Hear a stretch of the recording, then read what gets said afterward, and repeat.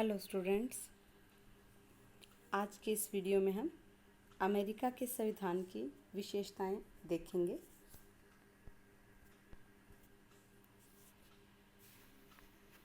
हमने पिछली यूनिट में ब्रिटिश संविधान के बारे में पढ़ा। ब्रिटिश संविधान की भांति ही जो अमेरिका का संविधान है वो भी विश्व के संविधानों में अपना एक विशिष्ट स्थान रखता है। ब्रिटिश संविधान यदि अलिखित संविधान है तो उसी प्रकार जो अमेरिका का संविधान है वो भी विश्व का सबसे पुराना लिखित संविधान है। ये उसकी एक महान उपलब्धि है। विल्सन कहता है कि अमेरिकी संविधान एक जीता जागता और उर्वर संविधान है। इसकी विशेषताएं यदि हम देखें तो पहली विशेषता है लिखित तथा संक्षिप्त होना। अमेरिका का संविधान बहुत संक्षिप्त है। इसमें 40 से भी कम छपे हुए पृष्ठ हैं जो केवल घंटे या 1.5 घंटे के समय में ही आराम से पढ़े जा सकते हैं। इसमें कुल 7 अनुच्छेद हैं और इसमें अब तक 27 संशोधन हुए हैं।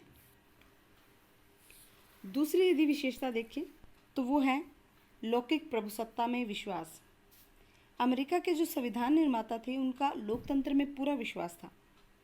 इसलिए अमेरिका के संविधान की प्रस्तावना में कहा गया है कि हम संयुक्त राज्य अमेरिका के लोग अधिक शक्तिशाली संघ बनाने, न्याय स्थापित करने, सामान्य प्रतिरक्षा की व्यवस्था करने, सार्वजनिक कल्याण की बढ़ोतरी करने और अपनी संतति के लिए स्वतंत्रता के वरदान को सुरक्षित रखने के लिए संयुक्त राज्य अमेरिका के संविधान को बनाते हैं। जो संविधान है उसमें अमेरिका की स्वतंत्रता की घोषणा, उसमें स्पष्ट शब्दों में उल्लेख किया गया है कि जो सरकारें हैं वो अपनी शक्तियां जनता से ही प्राप्त करती हैं और ये जो स्वतंत्रता की घोषणा है यही अमेरिका के संविधान का आधार भी है। अब्राहम लिंकन ने तो कहा ही है, उनके शब्द हमें सबको ज्ञात ही है कि अमेरिका की सरकार है जनता की, जनता के द्वारा और जनता के लिए सरकार है। अन्य विशेषता यदि हम देखें तो वो है गणतंत्रात्मक शासन। गणतंत्रीय शासन प्रणाली है अमेरिका में। इससे अभिप्राय है कि वहाँ का जो शासक है वो कोई पैतृक राजा नहीं है। वहाँ का राजाध्यक्ष एवं शासन का सर्वोच्च अधिकारी है वो राष्ट्रपति है और राष्ट्रपति है वो जनता द्वारा चुने हुए प्रतिनिधियों द्वारा ही निर्वाचित किया जाता है। इसी प्रकार राज्यों में जो गवर्नर हैं वो भी निर्वाचित हैं, वो भी वंशानुगत नहीं है। अमेरिका के संविधान की अन्य विशेषता की बात करें तो वो है संविधान की सर्वोच्चता। अमेरिकी संविधान में कानून है वो सर्वोच्च हैं। राष्ट्रपति, कांग्रेस, सर्वोच्च न्यायालय सभी संविधान के अधीन हैं। इसके साथ ही अमेरिका का संविधान कठोर भी है। कठोर इसलिए कहा जाता है संविधान को कि उसमें संशोधन की विधि कैसी है। यदि संशोधन किसी संविधान में आसानी से हो जाते हैं तो वो संविधान लचीला संविधान कहलाता है। क्योंकि अमेरिका के संविधान में संशोधन की विधि जटिल है इसलिए इसको कठोर संविधान कहा जाता है। इसमें यदि हम देखें तो इतने लंबे वर्षों के बाद केवल इसमें 27 संशोधन हुए हैं। संशोधन किस तरह से होता है कि जो वहाँ की व्यवस्थापिका है कांग्रेस, उसके दोनों सदन 2/3 बहुमत से संशोधन का प्रस्ताव पारित करें और जो 50 राज्य हैं वो उनमें से 3/4 विधानमंडल उसका या 75% जो विधानमंडल है वो उसका समर्थन करें, तभी संविधान में संशोधन हो सकता है। इसके अलावा अमेरिका में संघात्मक शासन प्रणाली है।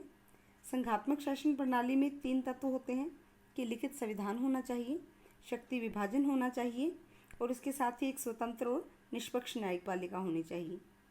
अमेरिका में आज 50 राज्य हैं। इन राज्यों की न केवल अलग अलग सरकारें हैं बल्कि इनके अलग अलग संविधान भी हैं और संघ की जो व्यवस्थापिका है या जो संसद है उसका महत्वपूर्ण सदन सीनेट वो संघात्मक आधार पर ही उसका गठन किया गया है, वो राज्यों का प्रतिनिधित्व करता है। इसके अलावा अध्यक्षात्मक शासन प्रणाली भी एक विशेषता है अमेरिकी संविधान की, क्योंकि जो अमेरिका के संविधान निर्माता थे देश में एक ऐसी व्यवस्था चाहते थे जो प्रजातांत्रिक भी हो और साथ में सशक्त, स्थायी और मजबूत भी। इसीलिए वहाँ अध्यक्षात्मक शासन प्रणाली को चुना गया। अध्यक्षात्मक शासन प्रणाली में जो कार्यपालिका शक्ति है उसका वास राष्ट्रपति में होता है। और अमेरिका में ये व्यवस्था भी की गई है कि जो राष्ट्रपति है वो कांग्रेस या संसद के प्रति उत्तरदायी नहीं होगा। न ही अविश्वास प्रस्ताव के द्वारा राष्ट्रपति को पदमुक्त किया जा सकता है। राष्ट्रपति 4 वर्ष के लिए चुना जाता है और इन 4 वर्षों में उसे महाभियोग के अलावा अन्य किसी पद्धति से नहीं हटाया जा सकता। वही देश का शासन चलाता है और वही वास्तव में राज भी करता है। मतलब राज्याध्यक्ष और शासनाध्यक्ष एक ही व्यक्ति होता है। अमेरिका में न्यायिक सर्वोच्चता पाई जाती है। ब्रिटेन में संसद सर्वोच्च है, जबकि अमेरिका में न्यायिक सर्वोच्चता का सिद्धांत लागू किया गया है। ब्रिटेन में संसद कोई भी कानून बना सकती है। हमने जैसे बात की थी कि वहाँ की जो संसद है केवल स्त्री को पुरुष और पुरुष को स्त्री नहीं बना सकती, अन्य सभी जो कार्य है वो कर सकती है। जबकि और वहाँ का जो न्यायालय है वो उसे अवैध घोषित नहीं कर सकता। परंतु अमेरिका में जो न्यायालय है उनको ये अधिकार प्रदान किया गया है कि कांग्रेस द्वारा पास किए हुए कोई भी कानून जो संविधान के विरुद्ध हो उसे वहाँ के जो सर्वोच्च न्यायालय है वो उसे अवैध घोषित कर सकता है। इसके अलावा शक्ति पृथक्करण का सिद्धांत वहाँ बड़ा उसकी संविधान की बड़ी विशेषता है। जिस प्रकार ब्रिटेन की देन मानी जाती है विधि का शासन, उसी तरह अमेरिका के संविधान की देन मानी जाती है शक्ति पृथक्करण का सिद्धांत। शक्ति पृथक्करण का सिद्धांत क्या है? 3 शताब्दी पूर्व प्रसिद्ध फ्रांसीसी दार्शनिक थे मॉन्टेस्क्यू।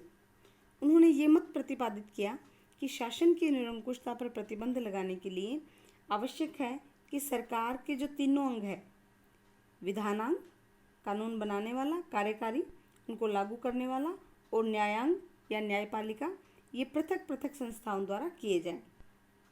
अमेरिका में ऐसा ही है कि कार्यपालिका संबंधी जो शक्तियां हैं वो राष्ट्रपति में हैं, कानून बनाने संबंधी शक्ति व्यवस्थापिका में है, कांग्रेस में है, और न्यायपालिका संबंधी जो शक्तियां हैं वो सर्वोच्च न्यायालय में है।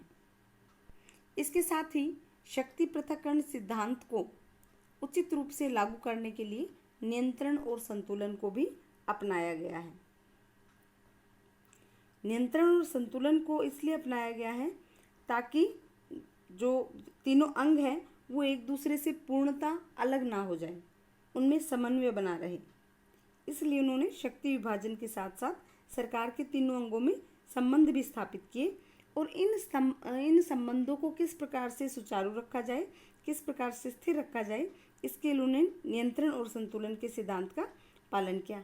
इस सिद्धांत के अनुसार क्या होता है कि शासन का एक विभाग दूसरे विभाग पर इस प्रकार नियंत्रण रखता है कि शक्ति का एक शानदार संतुलन बन जाता है कि कोई भी एक निरंकुश जो शासन का अंग है वो निरंकुश नहीं बन पाता, दूसरा जो अंग है वो उस पर किसी न किसी रूप में नियंत्रण रखता है और उसकी शक्ति को संतुलित करता है। इसके साथ ही अमेरिका की संविधान की विशेषता में हम जिक्र कर सकते हैं अधिकार पत्र का। अमेरिका के संविधान में व्यक्तियों के अधिकारों का स्पष्ट रूप से समावेश किया गया है। नागरिकों को भाषण की, धर्म को मानने की, शांतिपूर्वक सभा करने की और सरकार के पास अपनी शिकायतें भेजने का जो अधिकार है, वो स्वतंत्रताएं हैं वो प्रदान की गई हैं। जब संविधान बना था उस मूल संविधान में ये अधिकार नहीं दिए गए थे, लेकिन पहले जो प्रथम 10 संशोधन हुए उसके द्वारा नागरिकों को ये मूल अधिकार प्रदान किए गए। अंतिम विशेषता की बात करें तो वो है दोहरी नागरिकता। अमेरिकी संविधान है वो अपने प्रत्येक नागरिक को संघ की नागरिकता भी प्रदान करता है और उसके साथ साथ राज्य की नागरिकता भी। इस प्रकार वहाँ दोहरी नागरिकता है। जबकि भारत में हम देखें, भारत में इकहरी नागरिकता है। भारत का कोई भी व्यक्ति है वो केवल भारतीय है, ना कि किसी प्रांत विशेष का। जबकि अमेरिका में वो अपने राज्य का नागरिक होने के साथ साथ संघ का भी नागरिक है।